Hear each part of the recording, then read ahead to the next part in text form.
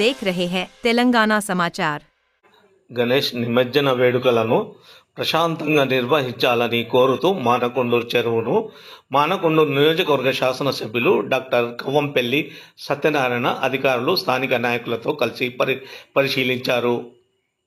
నిమజ్జనంలో పాల్గొనే భక్తులకు ఎటువంటి ఇబ్బందులు తలెత్తకుండా చర్యలు చేపట్టాలని, అన్ని ఏర్పాట్లు చేయాలని అధికారులను ఆదేశించారు.